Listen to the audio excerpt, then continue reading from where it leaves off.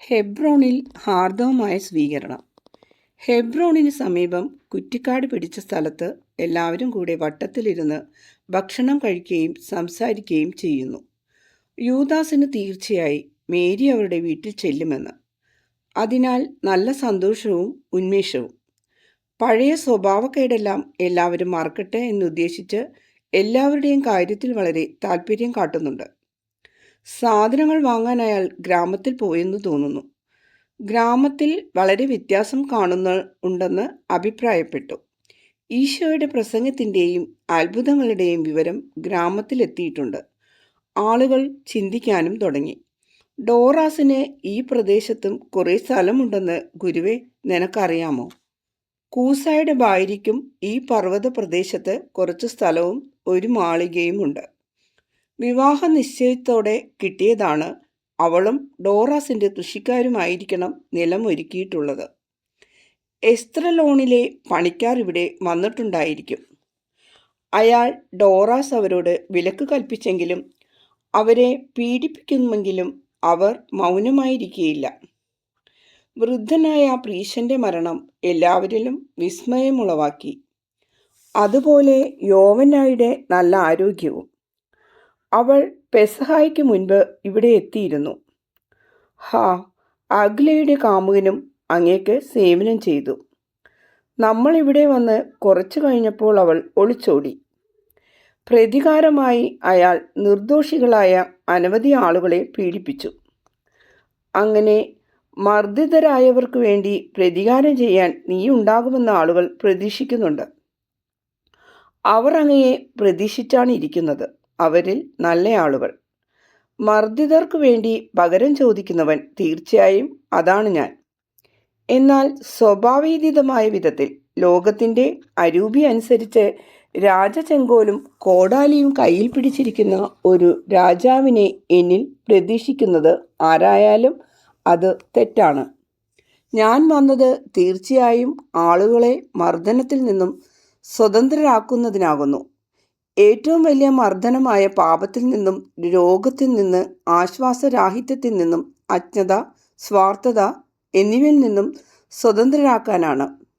ജനങ്ങളെ പീഡിപ്പിക്കുന്നത് ശരിയല്ല എന്ന് അനേകർ പറയും. വിധി ചിലരെ ഉയർന്ന സ്ഥാനത്താക്കിയിരിക്കുന്നെങ്കിൽ അത് മറ്റുള്ളവരെ ഉപദ്രവിക്കാനല്ല, നേരെ മറിച്ച് ഉയർന്ന സ്ഥാനം ഉപയോഗിച്ച് താഴെ കിടക്കുന്നവരെ ഉയർത്താൻ ശ്രമിക്കേണ്ടതിനാണ്. ലാസറസ് അത് ചെയ്യുന്നുണ്ട്, യോവന്നയും. എന്നാൽ നൂറുകണക്കിന് ആളുകൾക്കെതിരെ ഇവർ രണ്ടുപേർ മാത്രം. ആശ്വാസരഹിതനായി ഫിലിപ്പ് പറയുന്നു. നദികൾ പതനസ്ഥലത്ത് എത്ര വീതിയുള്ളവയാണ്, എന്നാൽ ഉത്ഭവസ്ഥാനത്തോ ഏതാനും തുള്ളികൾ, പിന്നീട് അല്പമായി ഒഴുകുന്നു. അനന്തരം ചില നദികൾ പതനസ്ഥലത്ത് എത്തുമ്പോൾ കടലാണെന്ന് തോന്നും. ഓ നൈൽ നദി, നിങ്ങൾ ഈജിപ്തിലേക്ക് പോയപ്പോഴത്തെ കാര്യങ്ങളെല്ലാം നിന്റെ അമ്മ എന്നോട് പറഞ്ഞു. അവൾ എപ്പോഴും എന്നോട് പറഞ്ഞിട്ടുണ്ട്, ഒരു കടൽ എന്നെ വിശ്വസിച്ചോളൂ. പച്ച കലർന്ന നീലിമയുള്ള കടൽ. വെള്ളപ്പൊക്ക കാലത്ത് ജീവിക്കുന്ന സസ്യങ്ങളുടെയും കാര്യം എന്നോട് പറഞ്ഞിട്ടുണ്ട്. വെള്ളമിറങ്ങുന്ന കാലത്ത് ഇടതൂർന്നു കാണുന്ന പച്ച. അൽഫേസിൻ്റെ ഭാര്യ മേരി പറയുന്നു, അതെ, ഞാൻ നിങ്ങളോട് പറയുന്നു, നൈൽ അതിൻ്റെ ഉത്ഭവത്തിൽ വെള്ളത്തിൻ്റെ ഒരു ചെറിയ ഒലിപ്പ് മാത്രമാണ്. പിന്നീട് രാക്ഷസനായിത്തീരുന്നു. അതുപോലെ ഇപ്പോൾ വളരെ കുറവ് മാത്രമുള്ള മഹൽ വ്യക്തികൾ. സ്നേഹത്താൽ കുനിയുന്നവർ. സഹോദരങ്ങളോട്, അയൽക്കാരോടുള്ള സ്നേഹത്താൽ കുനിയുന്നവർ പിൽക്കാലങ്ങളിൽ ഒരു വമ്പിച്ച ജനാവലിയായിത്തീരും. ഇപ്പോൾ യോവന്ന, ലാസറസ്, മാർത്ത എന്നിവർ മാത്രം. എന്നാൽ പിൽക്കാലങ്ങളിൽ എത്രയധികം ആളുകൾ തങ്ങളുടെ സഹോദരങ്ങളോട് കാരുണ്യം കാണിക്കുന്നവരെയെല്ലാം ഈശോ കാണുന്നത് പോലെ. ഒരു ദർശനത്തിൽ ലയിച്ച ഈശോ പുഞ്ചിരി തൂകുന്നു. യൂദാസ് പറയുന്നു, സിനഗോഗിൻ്റെ തലവൻ തൻ്റെ കൂടെ വരാൻ ആഗ്രഹം കാണിച്ചെന്നും ആ കാര്യത്തിൽ ഒറ്റയ്ക്കൊരു തീരുമാനമെടുക്കാൻ സ്വയം ധൈര്യം കിട്ടിയില്ല എന്നും ജോൺ ഓർമ്മിക്കുന്നുണ്ടോ? കഴിഞ്ഞ വർഷം അയാൾ നമ്മളെ എങ്ങനെ ഓടിച്ചു വിട്ടെന്ന് ഞാൻ ഓർക്കുന്നുണ്ട്. എങ്കിലും നമുക്ക് ഗുരുവിനോടൊന്ന് ചോദിക്കാം. ഈശോയോട് ചോദിച്ചപ്പോൾ കിട്ടിയ മറുപടി അവർ ഹെബ്രോണിലേക്ക് പോവുകയാണെന്നും ആളുകൾ വിളിക്കുകയാണെന്നും നിൽക്കാമെന്നുമാണ്. ആരും വിളിക്കുന്നില്ലെങ്കിൽ നിർത്താതെ യാത്ര തുടരും. അപ്പോൾ നമ്മൾ സ്നാപകൻ്റെ വീടും കാണും, അല്ലേ? ഇപ്പോൾ വീട് ആരുടേതാണ്? ആർക്കത് വേണമോ അവരുടേതാണ്. എനിക്ക് തോന്നുന്നത് ഷെമയി അവിടെ നിന്ന് പോയിട്ട് തിരിച്ചു വന്നിട്ടേയില്ല. അയാൾ ഭൃത്യന്മാരെല്ലാവരെയും മേശ, കസേര മുതലായ വസ്തുക്കളും കൊണ്ടുപോയി. അതിനു പ്രതികാരമായി ആളുകൾ ചുറ്റുമുള്ള മതിലുകൾ തകർത്തു. വീടിപ്പോൾ എല്ലാവരുടേതുമാണ്, കുറഞ്ഞ പക്ഷം തോട്ടമെങ്കിലും. അവരെല്ലാവരും സ്നാപകനെ ബഹുമാനിക്കാൻ അവിടെ കൂടാറുണ്ട്. അവർ പറയുന്നത് ഷെമയി കൊല്ലപ്പെട്ടു എന്നാണ്. കാരണമെന്തെന്നറിഞ്ഞുകൂടാ. മിക്കവാറും സ്ത്രീകൾ നിമിത്തമായിരിക്കണം. തീർച്ചയായും ദുഷിച്ച ചില തന്ത്രങ്ങളാണ് അവിടെ. നെഥാനിൽ മീശക്കിടിയിലൂടെ മന്ത്രിക്കുന്നു. അവർ എഴുന്നേറ്റ് ഹെബ്രോണിലേക്ക് സ്നാപകൻ്റെ വീടിനെ ലക്ഷ്യമാക്കി നടക്കുകയാണ്. ഹെബ്രോണിനോട് വളരെ അടുത്തു കഴിഞ്ഞപ്പോൾ ഒരു സംഘം ആളുകൾ അവർക്കെതിരെ വരുന്നു. വിചിത്രമായി തിങ്ങി നടക്കുന്നു, സംശയിച്ചും പരിഭ്രമത്തോടും കൂടെ. അതേസമയം ജിജ്ഞാസുക്കളായ ഒരു കൂട്ടം ആളുകൾ. എന്നാൽ ഈശോ പുഞ്ചിരിയോടെ അവരെ അഭിവാദ്യം ചെയ്യുന്നത് കണ്ടപ്പോൾ അവർക്ക് ധൈര്യമായി, അല്പം തുറവിയായി. സിനഗോഗിൻ്റെ ഗൗരവഭാവമുള്ള തലവൻ അവരുടെ ഇടയിൽ നിന്നും മുന്നോട്ട് വരുന്നു. ഇയാളെ അവർ കഴിഞ്ഞ വർഷം കണ്ടതാണ്. നിങ്ങൾക്ക് സമാധാനം. ഈശോ ഉടനെ അഭിവാദ്യം ചെയ്തു. നിങ്ങളുടെ പട്ടണത്തിൽ സ്വല്പം താമസിക്കാൻ ഞങ്ങളെ അനുവദിക്കുമോ? ഞാൻ എൻ്റെ പ്രിയ ശിഷ്യരും അവരിൽ ചിലരുടെ അമ്മമാരുമായി വന്നിരിക്കുകയാണ്. ഗുരുവേ, അങ്ങേക്ക് ഞങ്ങളോടല്ലെങ്കിൽ എന്നോട് പിണക്കമില്ലേ? പിണക്കമോ? അതെന്താണെന്ന് എനിക്കറിഞ്ഞുകൂടാ. എന്തിനാണ് ഞാൻ പിണങ്ങേണ്ടതെന്നും എനിക്കറിഞ്ഞുകൂടാ. കഴിഞ്ഞ വർഷം ഞാൻ നിങ്ങൾക്ക് വിഷമം വരുത്തി. അറിയാത്ത ഒരു മനുഷ്യനെയാണ് നീ വിഷമിപ്പിച്ചത്. അങ്ങനെ ചെയ്യേണ്ടത് ശരിയാണെന്ന ബോധ്യത്തിലാണ് ചെയ്തത്. പിന്നീട് നിനക്ക് കാര്യം മനസ്സിലായി. അപ്പോൾ അതേക്കുറിച്ച് പശ്ചാത്താപവും ഉണ്ടായല്ലോ. എന്നാൽ അത് കഴിഞ്ഞു പോയ കാര്യമാണ്. പശ്ചാത്താപം പാപത്തെ നിർമാർജനം ചെയ്യുന്നു. അതുപോലെ തന്നെ വർത്തമാനകാലം ഭൂതകാലത്തെ മായ്ച്ചു കളയുകയാണ്. ഇപ്പോൾ ഞാൻ നിനക്ക് അപരിചിതനൊന്നുമല്ലല്ലോ. ഇപ്പോൾ എന്നോടുള്ള മനോഭാവം എന്ത്? ബഹുമാനത്തിൻ്റെയും ആഗ്രഹത്തിൻ്റെയും ആണ് കർത്താവേ. ആഗ്രഹമോ? നീ എന്നിൽ നിന്നും എന്താണ് ആഗ്രഹിക്കുന്നത്? നിന്നെ കൂടുതൽ അറിയുവാൻ. ഇപ്പോൾ ഞാൻ അറിയുന്നതിൽ കൂടുതൽ. എങ്ങനെ? ഏതു വിധത്തിൽ അറിയാൻ? നിന്റെ വാക്കുകളിലൂടെയും പ്രവൃത്തികളിലൂടെയും നിന്നെക്കുറിച്ചുള്ള വിവരങ്ങൾ ഞങ്ങൾക്ക് കിട്ടിയിട്ടുണ്ട്. നിന്റെ തത്വോപദേശങ്ങൾ, നിന്റെ ശക്തി, സ്നാപകൻ്റെ മോചനത്തിൽ നീ ഇടപെട്ടു എന്നുള്ള വിവരം. അപ്പോൾ നിനക്ക് സ്നാപകനോട് വിദ്വേഷമുണ്ടായിരുന്നില്ല. ഞങ്ങളുടെ ജോണിനെ നിഷ്കാസനം ചെയ്യാൻ നീ ശ്രമിച്ചില്ല. ജോർദാൻ താഴ്വര വീണ്ടും കാണാനിടയായത് നീ നിമിത്തമാണെന്ന് ജോൺ തന്നെ ഞങ്ങളോട് പറഞ്ഞു. ഞങ്ങൾ അവൻ്റെ അടുത്ത് പോയി നിന്നെക്കുറിച്ച് സംസാരിച്ചു. അവൻ ഞങ്ങളോട് പറഞ്ഞത്, നിങ്ങൾ എന്താണ് തള്ളിക്കളഞ്ഞതെന്ന് നിങ്ങൾക്കറിഞ്ഞുകൂടാ. ഞാൻ നിങ്ങളെ ശപിക്കുകയാണ് ചെയ്യേണ്ടത്, പക്ഷെ ഞാൻ ക്ഷമിക്കുന്നു. കാരണം ക്ഷമിക്കാനും എളിമയും ശാന്തതയുള്ളവനുമായിരിക്കാൻ അവൻ എന്നെ പഠിപ്പിച്ചു. എങ്കിലും കർത്താവ് നിങ്ങളെ തള്ളിക്കളയാതിരിക്കണമെന്ന് നിങ്ങൾ ആഗ്രഹിക്കുന്നെങ്കിൽ, ഞാൻ നിങ്ങളെ നിരസിക്കാതിരിക്കണമെന്ന് ആഗ്രഹിക്കുന്നെങ്കിൽ മിശിഹായെ സ്നേഹിക്കുവിൻ. ഒട്ടും സംശയിക്കേണ്ട. ഇതാണ് അവനെക്കുറിച്ചുള്ള ഉറപ്പും തെളിവും. സമാധാനത്തിൻ്റെ അരൂപി, പരിപൂർണ സ്നേഹം, ഏറ്റവും ഉന്നതമായ ജ്ഞാനം, സ്വർഗീയമായ ഉപദേശം, പൂർണ്ണമായ ശാന്തത, എല്ലാം ചെയ്യാനുള്ള ശക്തി, പരിപൂർണ എളിമ, മാലാഖയ്ക്കടുത്ത ചാരിത്രശുദ്ധി നിങ്ങൾക്ക് തെറ്റാൻ സാധ്യതയില്ല.